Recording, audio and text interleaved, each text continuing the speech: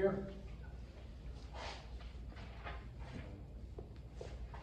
All right, we're gonna change up just a little bit. We got the EDC here. We're gonna do this little report.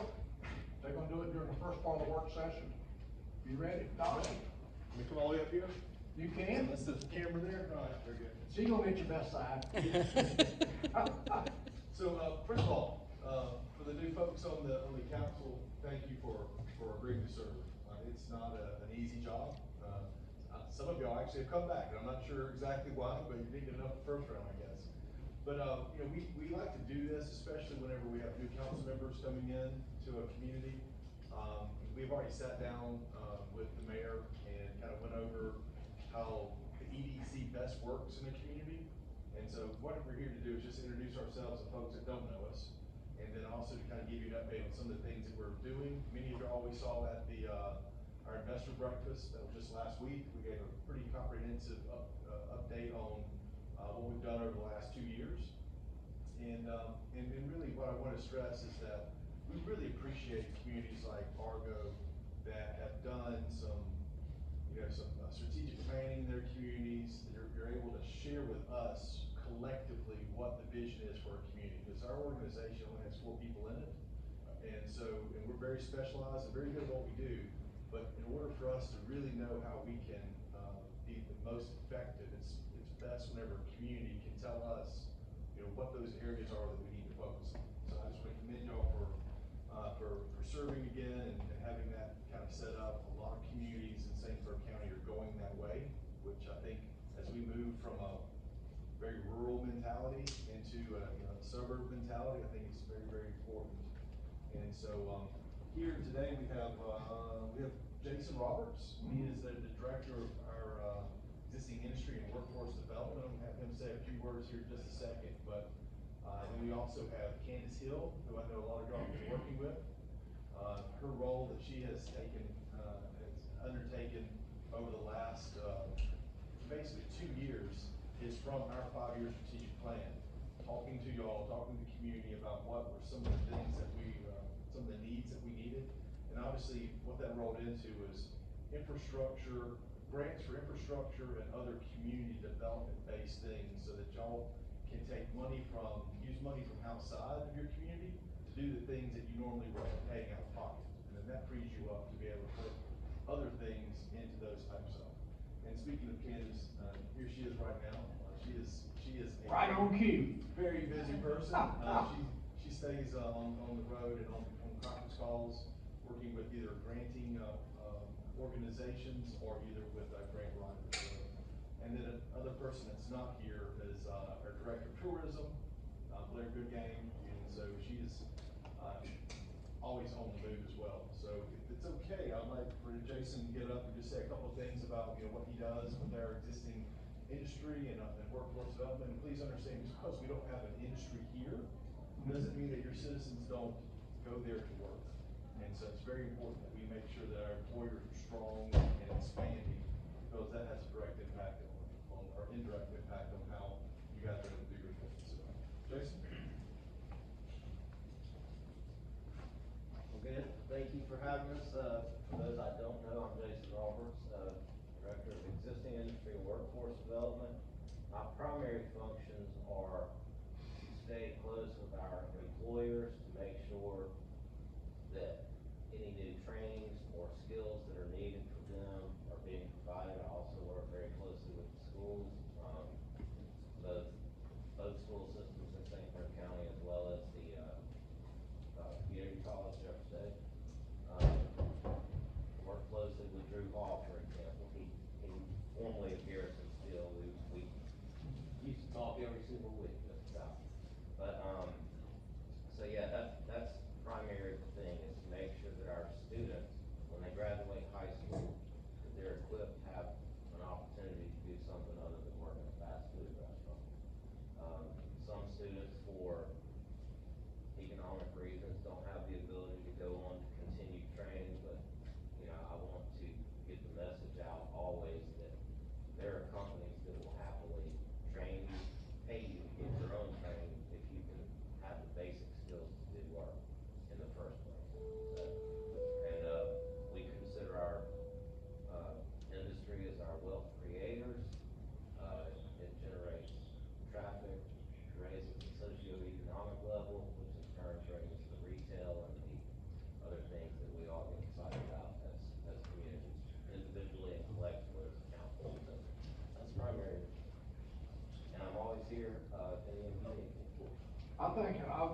say I think that's outstanding. I've got an example of my own family where my granddaughter went to Auburn and graduated, and my grandson, he didn't like school at all.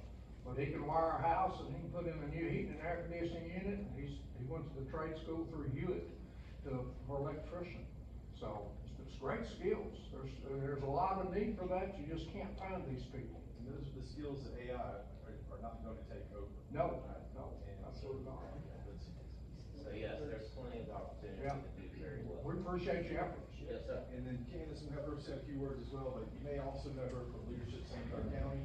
She's been with the organization for 18 years, as long as I've been there as well. And, so Leadership St. Clair County, and now this new role with the Grant Resource Center. Here's Candace. You've been with leadership? Almost everybody that's up here has been through with you. And that's always a great thing, for those of you who have not been through leadership, we really wanna bring you in the next few years. We've had a great group, and I really think that it's had a lot to do with moving forward in the county, the people who have gotten to experience leadership in Clair County, we've had a lot of those people wind up in office after that, so it's been an interesting thing. So with the Grant Resource Center, there are so many different projects that we've talked about, and we, like Don has, I'm sure said, we always work through the mayor, but we're always open to talking about ideas that you have, and whenever we're taking a holistic view of your budget, and we're really looking at what are the ways that we can relieve some of the pressures that you have in different areas, and I just drove through the stoplight, which is probably why I'm late, but I understand there's a lot of road issues in Argo. There are road issues, there are, recreational needs, there are. Tax revenue needs. Tax revenue needs, so, one of the ways that we were able to help a little bit with grant funding was with the grocery feasibility study that's currently been done, and we're excited about that, but, I think that there's a lot of work to be done in the future of Argo, and we're excited about doing it, so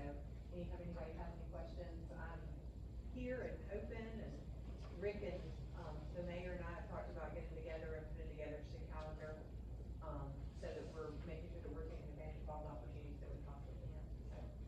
I have a question, it's really a general question. As far as grant writing, is it more economical to have somebody do it for you, or try to do it yourself, or is it a mixed bag's the best way to go?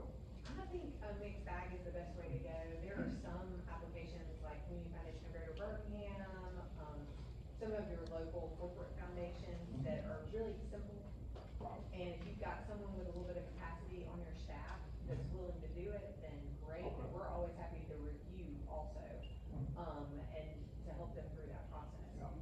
Then there are those large grants, like your road infrastructure grants and water sewer grants, things like that that require some engineering and things that are not typically my language. Yeah, I got you. And so it's great to have either an engineer, well, really it's great to build a team, where you Yeah. have someone who's good at grant writing, someone who's good at the engineering aspect of it, and that way you're sending in an application that's as good as you. Yeah.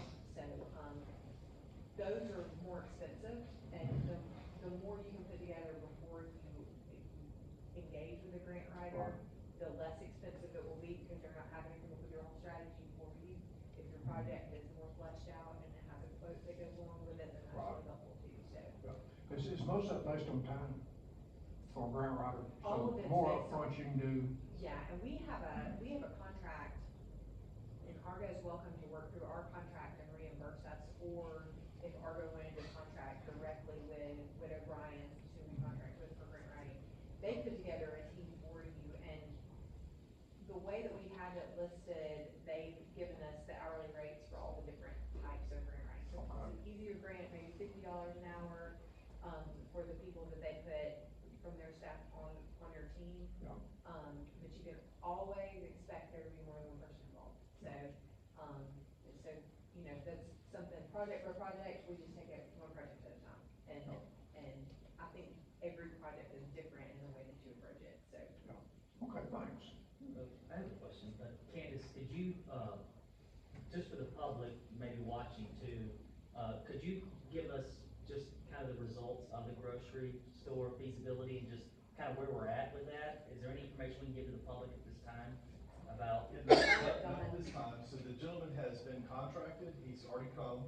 We provided him with a lot of really good information about, through our, the county's GIS system, about houses that have been constructed, the amount of rooftops in all those communities, all the communities that it was encompassing, and then also the number of lots that have been permitted. And so he's got that. He's the one that everyone in the southeast utilizes. So we're really fortunate that we're able to get him. And so what he's gonna do is give us a breakdown of 3 different sites that he has identified, with some input from our, our team, and as well as him just driving around. And then kind of from that, he's currently working on it. We should have it probably by the middle of next month. And that will basically not only say, how much volume a grocery store could do in the different areas, but also what sort of segment that grocery store will probably be able to service the most. So you have some that focus on lower income, you have some that focus on highest income. And so that will, he'll be able to give that, and then it will be almost like a really good guide for the ones that we're gonna contract them anyway to do that for them. So we're speeding it up for not just for them, but for everybody that's over here. Thank you. And real quick, I know our 5 minutes is way up, but one of the things she said, that we do prefer to work through the mayor. That way we know that we're working on behalf of the council, and not just, you can imagine 77 elected officials that we work with. If everybody was giving us their pet projects, we would never get anything done. So this way, it's just, we know that what we're working on is something that has support of the community. But we're always available for y'all to reach out to us at any time. We're very easy to find. And we do share that information. Anything I get from Kansas or you guys, I share it with the council, because I think they need to know. They may have an idea, I don't know, imagine that. Well, we're a team of 4, but what we like to think is that we build a team of 10 to 20 in each community that we can plug and play when we need them. Yeah. All right, well, that's it. Thank you so much. Good luck with the rest of Oh, thank you for coming. And good luck to the youth that's here. Y'all are our future, so I'm glad y'all are involved in this. It's a very important thing. You can't complain about something if you don't vote, okay? Kansas, take a good look, because that's those guys we're talking about. I know, and I think they're gonna join us Cynthia and I have to get together and figure out everything, but I think they're gonna join us with leadership in St. Clair County for a little bit of an experience. Fantastic, they'll love it, absolutely love it. Thanks again, guys, appreciate you. Where were we at? Anybody remember?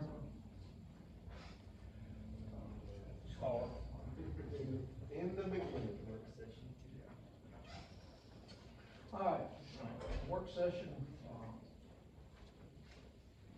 The mayor's reports first, I guess, for the work session. The only thing I really got to report is that I met with the pastors, the bigger pastors in the area. There's probably 5 or 6 of them. And we are gonna plan, or we've already planned it, if we don't get too short fused on it, to have it on Spring Festival.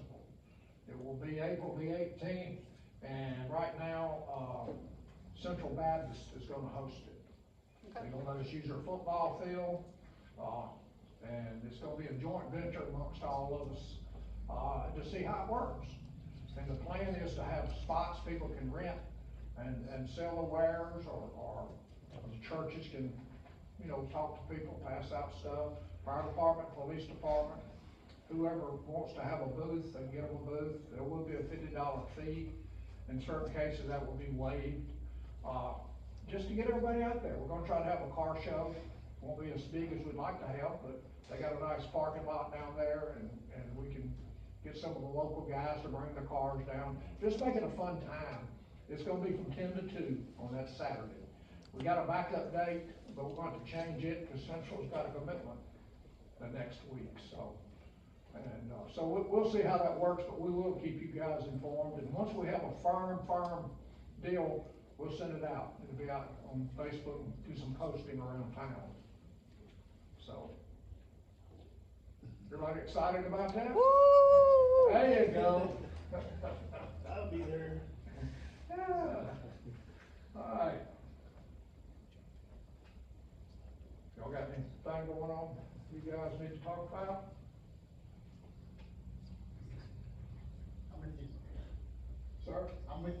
Good. We are still reminding everybody that Roll Lane Road will be closed tentatively for, what was it, March the 4th?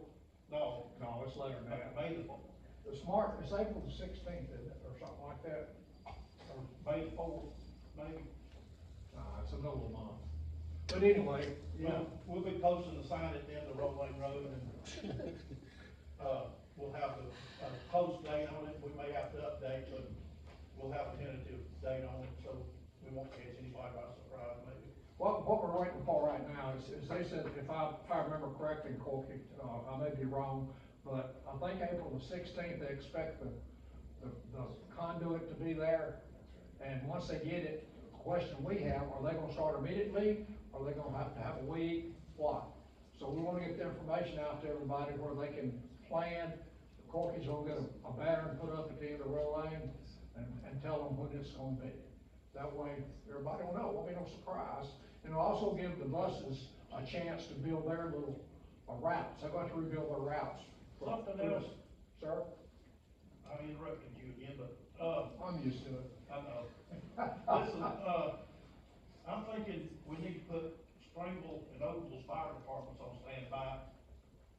No, they'll have to, absolutely, they'll have to talk, and so will the police department. You know, they'll have, They'll have to cover for each other. both of them will have Yeah. fire stations closer than what we could get to it. That's right, yeah. So, by a great deal. Yeah, so, yeah, that's a good idea, because I think, isn't there a fire station on top of the mountain? There's two, the one that located up is Oakville's, Yeah, and yeah. the one at Yeah, Mountain View is Springville, so. yeah. Well, it's gonna do like Margaret's doing right now with Oakville's covered on one side, when the power company's got the road blocked. Yeah. Yeah, okay, thank you. Let's see. We wanna go to committees and boards before the regular session? I think it's not a bad idea. All right, Argo Junior Council, Courtney, that's your duck. That's Miss Cynthia back there, she's fired up, ready. Want to introduce them now? Yeah, would you like to, let them introduce herself to the board? I mean, if they're comfortable with that, I don't wanna make anybody nervous. And oh, by the way, we're very thankful that y'all wanna do this.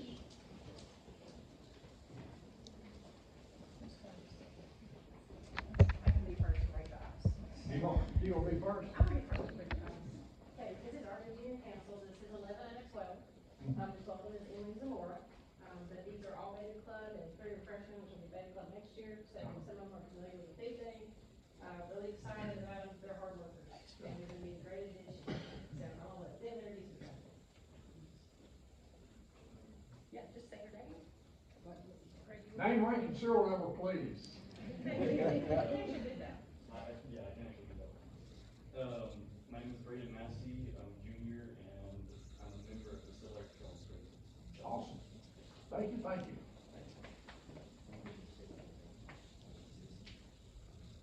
Hi, my name is Rebecca. I'm a junior. All right, great. You ready to go to work? I am. Good deal, good deal. Good job. All right, thank you, Molly. My name is Steph Kay, I'm a freshman at Springville High School, and I'm just super excited to see what y'all guys do and see if I'm willing to go into it. All right, fantastic, that's what we want to hear. Hello, my name is Netta Esparza. I'm in 11th grade, and I am part of the University of Alabama Castle Leadership Program. Awesome, awesome. You'll be a lot of help to us. Hi, my name is Ashley. Good job. I'm a sophomore, and I'm very excited for the soccer team. Thank you, thank you. We're glad to have you. Who's this? I'm Good job, a girl. sophomore, Good and I'm job. very excited to be here. We're glad to have you. Thank you. Thank you. Hello, Good job. I'm Blake. I'm a sophomore at Springville High School, and I'm excited to be part of the Argo Junior City Council. Thank you. Well, we're glad to have you. Hi, I'm Good Taylor job. Pettis. I'm a sophomore at Springville High School, and I'm really thankful for the soccer team. Thank you. We're glad to have you.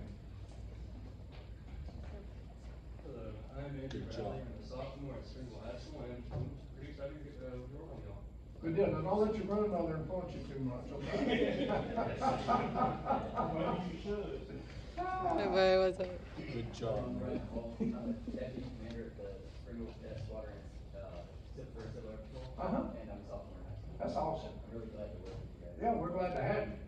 Thank you, thank you. Good job, guys. Good job, man.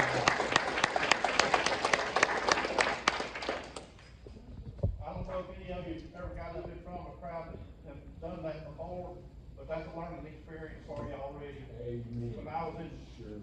your age, I'd get up there and babble, couldn't get anything out of my mouth, but now they can't shut me up. Wait a minute, he still babbles. He still does. I just keep on doing it, though. All right, this is something we will, I guess we'll vote on this in a few minutes. Yes. During the regular council meeting, so. Fantastic. All right, do we wanna go through the Argo Park and Recreation Board? Okay. Or we wanna wait and do that during the regular session, since we're going? Okay. That's probably just as good, discuss it. Yeah. For the next evening, we'll wait up. All right, good deal.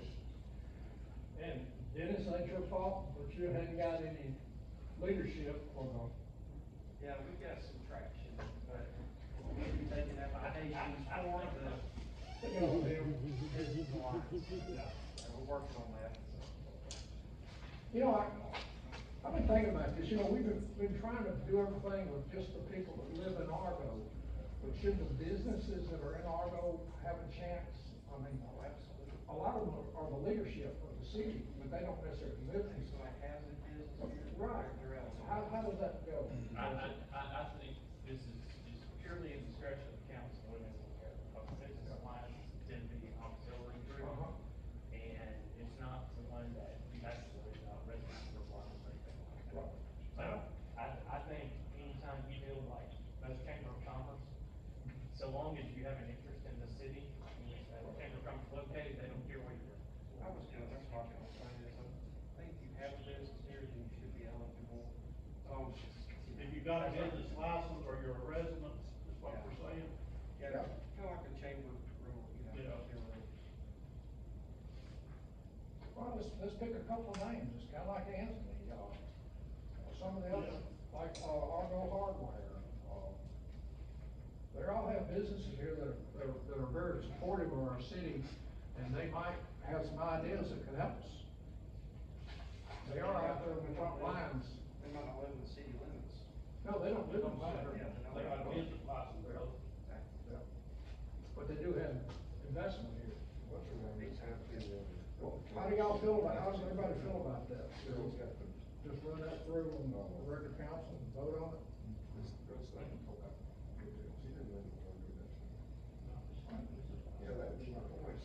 The next thing is approval of funds. I was looking at the cost. Am I interrupting y'all? Yes. Okay. I was looking at the cost to go to this meeting, and it's kind of expensive for this training seminar. We got 4 people signed up, and it's gonna be probably $5,000 for 3 people, total expense. How do you feel about that? Now, what it will do, those that go will get a whole bunch of hours, and that'll put about halfway through what the requirements are. And do we wanna look at maybe, we got 3 signed up, do we wanna say 3 go one time and 3 go another? What's the best way to do it? Is there a best way? Anybody feel strongly one way or the other? Haven't gone to them before, I believe it's a great learning experience, and I would vote for you to be able to go. Okay. Dennis, you been? Oh, I go, and you get a lot of information, make a lot of connections with people, you know, that may be on another side of the state. Share ideas, I mean, get a lot of, you know, other than the actual, you know, the scheduled classes. Right. Get a lot of information, new networking, that kind of thing, so, I'm 100%, I'm back at 100%. Well, one of my concerns is it being fair, you know, we got 3 people signed up, And I signed up first on because it came here and Amanda made me. But, anyway, but a couple other people voiced strong opinions wanting to go, which I think is great. But everybody should have a chance to go, should we, like I said, maybe let 3 go this time, and then the one in the fall, I think there's one in the fall somewhere, isn't there? Well, they do this once a year. They have another training They have session. So, I think I agree with Councilperson Suggs that it's important, it's now state law, and I agree, you know, this gives us an idea of a budget for the year, cause 3 of the 6 people on the council now, would be going right now, so that would be half of us. So that gives us an idea. I would just say, kind of giving us a precedence would say, you know, we're gonna give everybody the option to go once a year. okay. And then that would, Yeah. and they can exercise that right or not. So we can pick up some classes, they got some you can just go to, like at Jeff State for one day, they got some one-day deals. I hate to ask you this cold, Amanda, do you have any idea what we budgeted for this? So we, in the budget line, is only 5,000. That's what I was thinking, so we may have to increase the We're going budget. over the budget. Well, and, I think, I'm trying to remember, when we all went, the last time, was that in last year's budget, or this year, that was this year's budget, wasn't it? Yeah. So we'll have an overage this year, we can adjust it at budget time this summer. However, if the rest of the council decided to go, we would not go in this budget year, most likely it would be in next year's budget. Yes. So that is, but we are gonna have an overage, because we'll have this, and then also what we did for that mandatory Yeah. one, Yeah, so that they had in Huntsville. So They're we're probably five. gonna have to be raised the budget. And Tommy needs to go, he hadn't been. Yeah, we've got much in the class. Hey, I do have a question, since I went last year, are there any other council members that haven't signed up that would like to go instead of me going? Or I could buy out if somebody else really felt strongly they wanted to go. I feel like you need to go, I guess, right? Well, more so than any of the rest of us. well, so you're not gonna go? I'll pay my own way up there, hold to that. No, you're not, that ain't gonna happen, Court. No, if anybody feels strongly about going this time, speak now, forever hold your peace. I'm not able to go, Mayor, so. I know you I'm out of can't. town. So who's going? I'll go next time. I've been before, so We can go next time, so. And I went last year, I was the only one from the council that went last year. Like I said, I'm okay not, I mean, I'd love to go, but Yeah. I'm okay not going if another council person wants to go to kind of keep things within budget, you know. Yeah. Well, this is a short fuse, so we're running out of hotels. So. I don't think we have an issue with 3 people going, but we do need to, I think we do need to designate who's our representative tonight, is that right, Mayor? Well, I think they require us. Send out the mail. Yes, I think technically we're supposed to make you the delegate, vote on it, right? Is that- Yeah. So did we already vote on that, make Mayor our delegate? Okay, It was discussed last meeting, mayor's delegate. yes, sir. Okay, I wanna make sure we did that. Yeah, he was on one. Oh, Amanda, be sure that they know, because there was some confusion last year. And I was the only one, so I was the delegate, but then they did not have me down As a delegate. as delegate. I think I filled out a form. We both emailed it, yes. Yeah, I think That there's a emailed form. last year also. Double check with them, Put it in. they get lost. All right. Not a major deal, but it's a good, good to cross your T's and dot your I's a little bit. Yeah. And I did send y'all a thing out showing how many hours you should have, those that went to the one in Huntsville. Thank you. All right. We got Mr. Chapman. So he's here to do our audit. Y'all wanna do that now, or y'all wanna wait for the general counsel? I'll say next, ready? Come on up. So the junior counsel can watch this and see how it's done. Joe Chapman, CPA with Corkville and Company, for those who have not met. I did the audit for the city for the year ended September 30th, 2025. I'll start with the important part. We issued a clean opinion for the year during the course of field work in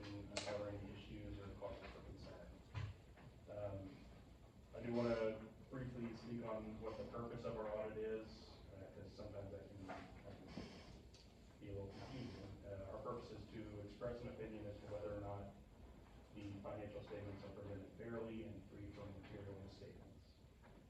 Material misstatements is based on the concept of materiality, and usually that's a dollar threshold that we apply, and we'll say, the financial statements are misstated by over this amount, then, we would alter our opinion.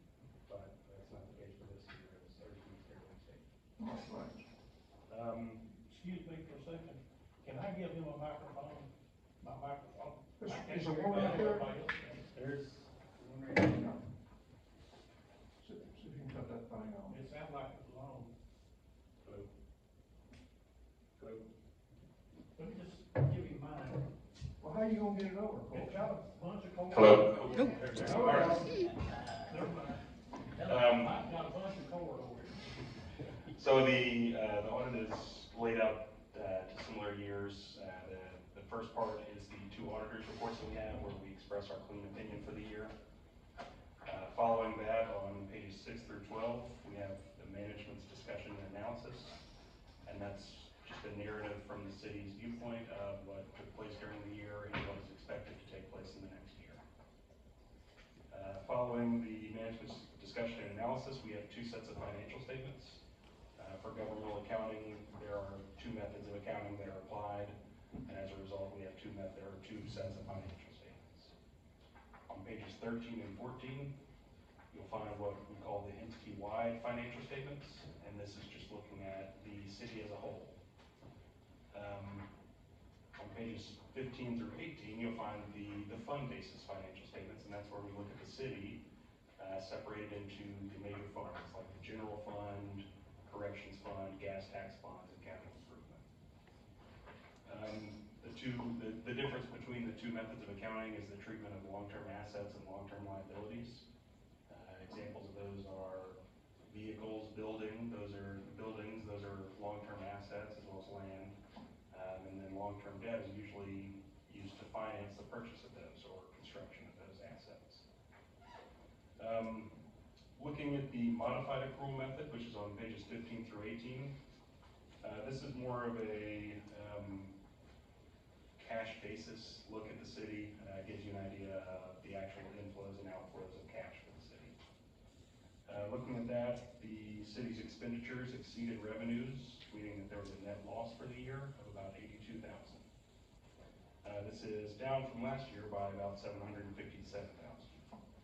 So last year we recognized a significant portion of the ARPA funds that were left over, and it's just a timing issue of when we recognize those funds for capital outlays at the city. Which page is that on your top, which page are you referring to? So this is pages 15 through 18. Page 18 specifically, I'm sorry, page 17 specifically is the income statement for the fund basis financials. So the far left column is the general fund, then we have the corrections fund, and then we have what are called the non-major funds. And those are going to be your gas tax funds and your capital improvement funds. So looking at the general fund, we had a net loss of $10,269. But looking at all the funds combined, on the far right column, we have a net loss of $82,222. Looking between this year and last year, both revenues and expenses increased. However, expenses increased greater than revenues. That's why we had a net loss for this year. Where can I see the revenue increase comparison from 25, 24? So that's going to be in the management's discussion and analysis portion. Let me see what page specifically. I think that's going to be page 12, or it's going to be page 10. So this is looking at the city's programs, the related revenues from those programs, and the expenses to fund the operation of those programs. We've got it separated into general government, police and courts, fire, streets, and parks. Looking at these 2 columns, we have the net program costs in the center. With 2025 and 2024, you can see that the net program costs increased by about $500,000 for the year. And the revenues, where would it show the revenue comparison between 20 and 25 overall? So that's going to be on page 9. That's where we have the governmental activities, and this is going to tie back into the entity-wide basis financials. with that, we have total revenues for 2025 of 3.6 million. Total revenues for 2024 were 3.9. That 300,000, that's the ARPA funds that I was talking about. All of the city's ARPA funds have been recognized as of September 30, 25, so there's not going to be any non-cash revenues that we're recognizing in future years related to that. But to hit on some of the highlights, the most significant changes between the years are in grant revenues, a decrease of 330,000. Taxes and licenses, we saw an increase of about 197,000. General operating expenses of the city, we saw an increase of about 106. And then capital outlays, so purchases of property, land, and equipment, we had an increase of about $390,000 from the year prior. As I mentioned, there's two sets of accounting for governmental financials. It's the treatment of long-term assets, long-term liabilities. So for the fund basis financials, when the city purchases a vehicle, that's treated as an expense, and as a result, reduces net income. For the entity-wide, instead of recognizing that purchase of an asset as an expense, it's put on the balance sheet and depreciated over its useful life. For the current year, the city had or recognized $416,000 of depreciation. So that's depreciation of past purchases going back 20 years of the city. We recognized 416 for the year. The city paid down long-term debt by about 160,000. As I mentioned, the American Rescue Plan Act, we had 346,000 recognized in the current year, which is down by about 330 from the prior year. One thing I did want to point out is the city of Argo has what's called a net pension asset, and that is typically it's just a liability recognized based on actuarial valuations that gives you an idea of how much the city is going to be financially responsible for current employees and past employees of the city. Typically, with cities of this size, you see a net pension liability, meaning that they're going to have to keep funding the pension plan to cover these future costs. City of Argo has a net pension asset, so as of now, you guys are technically overfunded. But these pension numbers are based on actuarial valuations from 3 years ago. So it's not a real accurate picture of the economy and the investments in that pension portfolio. So that is subject to change, and I wouldn't be surprised if it went to a liability next year. As a result of that liability, the pension contribution rates would likely increase as well, but nothing significant, right, about 1%. But as I said, it was a clean audit for the year. I know this is a lot of information to go through. So if you guys want to take a look through it, and if you have any questions or anything, I'd be happy to hop on the phone or follow up with an email. I did want to take a moment to thank Amanda for all that she's done to help with this year's audit. I know that I asked for a lot of stuff, and probably not at the most opportune times, but she was very, very helpful in getting all that together and made my job a lot easier.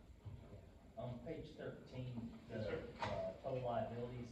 Yes, sir. 1.4, is that a bond or what is that? Is that So that total liabilities, that is the current liabilities of 366, and then non-current of 1,093,000. The 1,093,000 represents the bonds and notes payable. Okay, so, and that, is that the bond that we have when they built the city hall here? Is that what that is? Yes, sir, and if you go to page 25, the notes to the financial statements, we have a schedule that breaks down that number by the different debt instruments in the city. And that's kind of the idea behind the notes of the financial statements. They give you a little bit more detail on what makes up the balance sheet of each set of financial statements. So on this, if I'm reading it correctly, the 1.46 of the total liabilities is all bond payment for the city. We don't owe any other liabilities or debt other than the bond payment for the city hall that was built. Is that correct? Underneath, there's about 196,000 of accounts payable and accrued expenses on page 13, and it's right above the current portion of long-term debt. So if you look at the current liabilities, it's right about in the middle of the page. We have accounts payable and accrued expenses of 196,000, and we have current maturities of long-term debt of 170,000. So those current maturities are what's going to be paid twenty-six. The outstanding balance at the end of 2026 is represented by the non-current liabilities portion, which is $1,093,000. But we don't owe any other major debt other than that bond, one bond. That is correct. All of that, apart from those, I believe it's four items on page 25. Fire truck, so. We have the general obligation 2015 warrant, which has an outstanding balance of about $175,000. We have it looks like 2 fire truck notes. Yeah. One of which is $180,000, the other is $80,000. And then we have the 2008 series bond, which I believe was the construction of City Hall, and that's sitting at $825,000. Okay, I see. So, And then below that schedule on page 25, you can see the maturities and principal and interest each year. So that'll be useful when you guys are working on the budget. You'll have an idea of how much principal you'll be paying down as well as interest. If you guys need any assistance when you get to the budgeting part, if I can be of any help with that, please let me know. Okay, thanks. And if there's no other questions, that's all I've got for you. You guys got any questions? I've already asked.